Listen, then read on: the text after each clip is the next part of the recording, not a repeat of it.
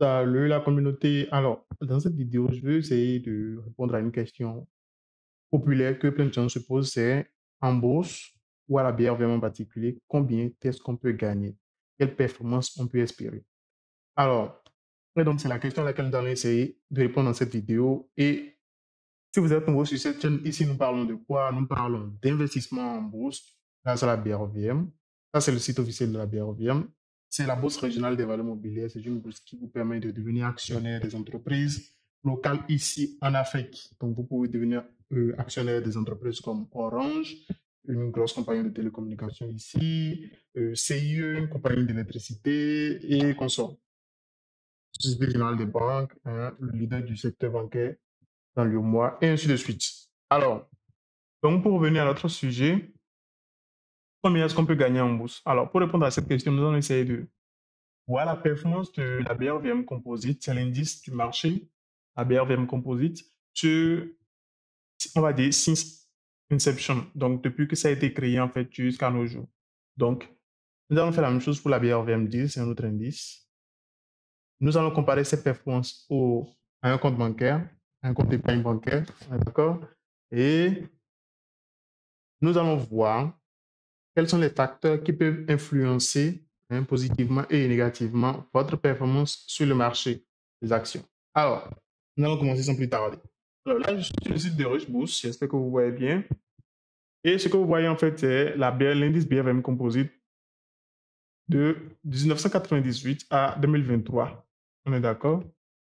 Et donc l'indice a commencé à 100, même si quand je pointe, je n'arrive pas à voir les 100 exactement. Mais l'indice a commencé à 100, on est d'accord? Et de nos jours, on est à 200. On est d'accord? Donc, on est à 200, 201,66. Donc, nous allons calculer ensemble. Vous avez déjà quelque chose là. 201,66. Et on a quitté 100. On est d'accord?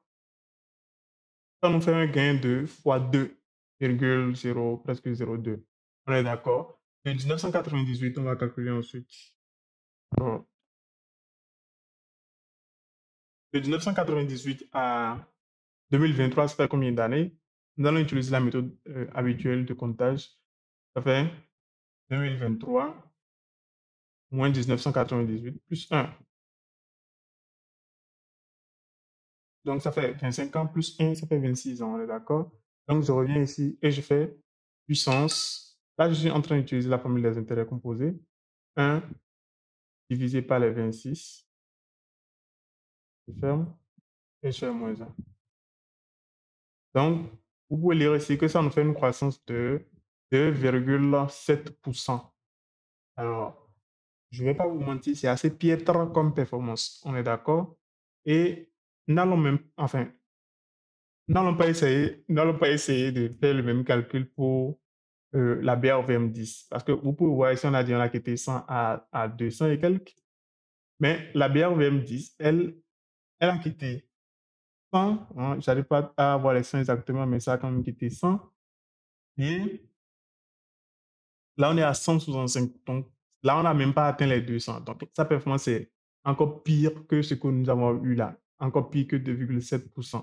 Alors, je vous rappelle, les banques, je veux dire les banques, les bourses américaines, européennes ont, sur des décennies, sur plusieurs décennies, quand on fait quand on calcule la performance de leur indice phare, on est dans les 7 à 10%. On est d'accord? Donc, on sera dans une plage entre 7 et 10%, hein, suivant s'il y a eu un événement majeur négatif, une grande récession dans la période ou pas. On est d'accord? Donc, on est quand même supérieur à 7%, dans les 10%. Des fois, même ça peut aller jusqu'à 14%, suivant qu'il y a eu une bulle technologique ou ce genre de trucs-là. Alors, donc c'est pour vous dire que la BRVM, c'est loin, enfin, le marché dans son ensemble, c'est loin d'avoir la performance des bourses déjà matures. On est d'accord? Premier point. Alors, donc ça, c'est une comparaison par rapport aux bourses extérieures. Alors, je fais une comparaison par rapport à un compte épargne. Si je compare les 2,7% qu'on a calculé là à un compte épargne, si je ne me trompe pas, vous pouvez générer entre 3 et 4%, peut-être même 5% l'an. Des fois, je crois que 5% c'est un peu élevé. Donc, disons entre 3 et 4% l'an d'un compte épargne. On est d'accord? Alors, donc, même quand tu épargnes bas, la BRVM, sur cette période-là que j'ai considérée. On est d'accord?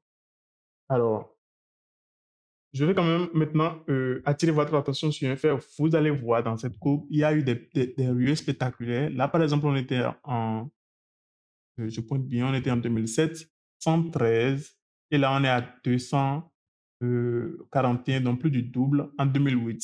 Donc, en un an, le truc a doublé. On est d'accord? Ça, là, je suis sur la BRVM Composite, ça a doublé en moins d'un an. Donc, même si sur le long terme, on a eu une piètre performance, il peut y avoir des coups de période où on a eu des performances extraordinaires. Donc, vous pouvez voir la même chose s'est produite là. En 2012, on était à 147. Là, on a dépassé les 147 fois 2, ça aurait fait 300. On est d'accord? Donc, là, on a dépassé les 300.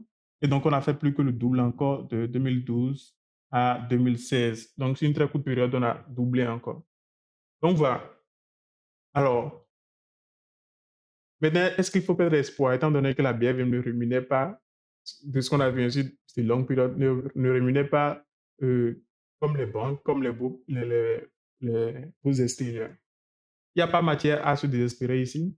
Ce que je veux dire, c'est, moi, je crois personnellement que un investisseur lambda, et pas lambda, j'entends quelqu'un qui s'est formé correctement, hein, à investir en bourse et qui est sur le marché depuis assez longtemps, pas assez longtemps, je dis 2 ans, je crois, c'est assez longtemps pour voir tout ce qui se passe sur le marché, pour comprendre la BRVM, comment ça se comporte un peu, on est d'accord?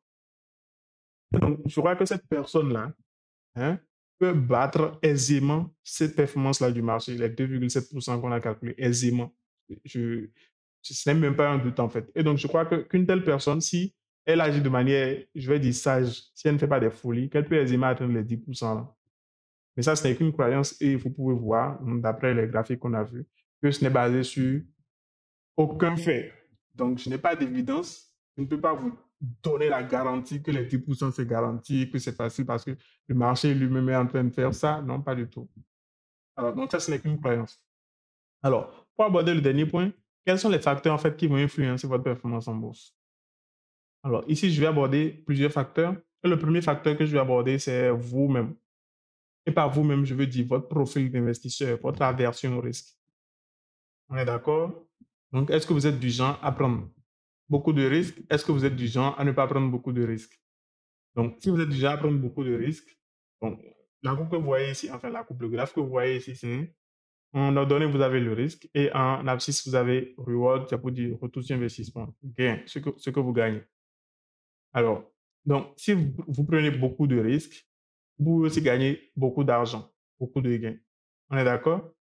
Généralement, les deux vont de pair, je dis généralement, parce qu'il y a des exceptions, on va en parler dans la suite. Alors, donc, si vous prenez beaucoup de risques, vous pouvez gagner beaucoup d'argent, mais attention, étant donné justement que vous prenez des risques, si jamais ces risques-là, les risques sont potentiels, on est d'accord, mais si jamais ces risques-là se réalisent, alors vous pouvez perdre tout votre capital. On est d'accord? Donc, c'est un couteau à double tranchant, on va dire. Donc, vous pouvez très bien surperformer le marché parce que vous prenez des risques, mais si jamais vos risques se réalisent, alors vous allez, ça va pas bien se passer. Alors, donc ça, c'est un premier facteur qui va influencer votre rentabilité, on va dire, votre performance sur la BRVM, votre aversion au risque, votre profil d'investisseur. Un deuxième facteur, c'est votre stratégie d'investissement. On est d'accord? Est-ce que vous êtes du genre trader ou est-ce que vous êtes ce que moi j'aime appeler un long-termiste, quelqu'un qui investit de manière patiente, passive sur le long terme, hein? Donc, trader versus long-termiste. Donc, un trader, ça va trader chaque jour, acheter, revendre.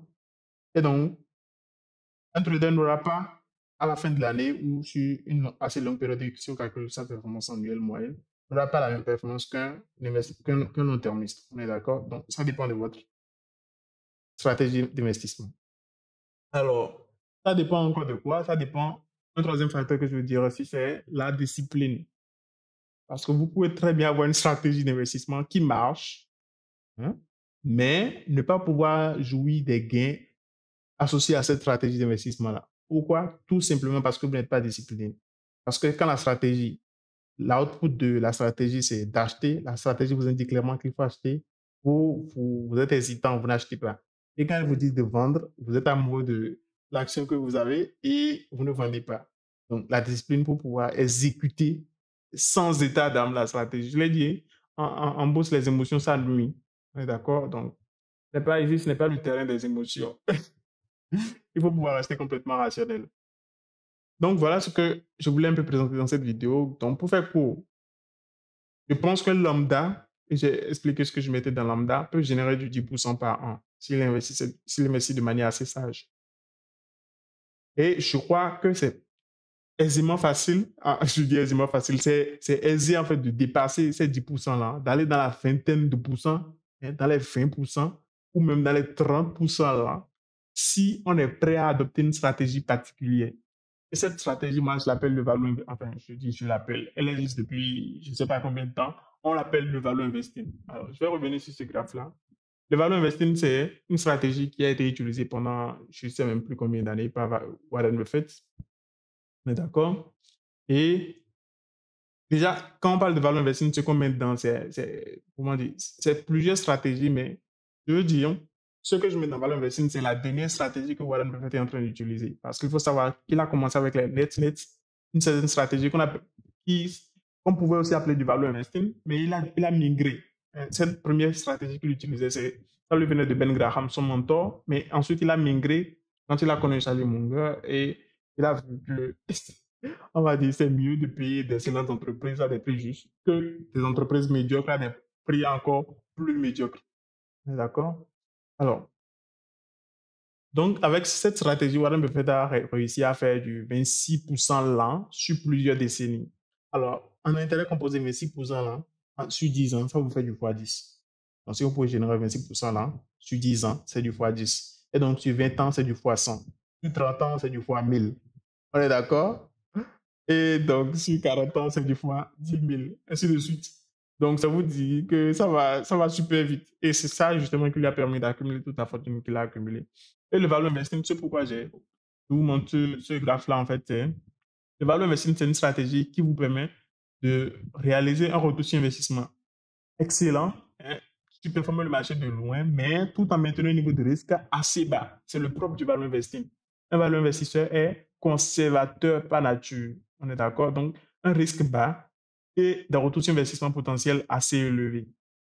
C'est ça le value investing et c'est ça la stratégie que j'essaie d'utiliser, d'implémenter personnellement. Et c'est aussi celle-là même que je vous recommande d'adopter si vous voulez avoir des performances extraordinaires sur la BRVM. Ciao!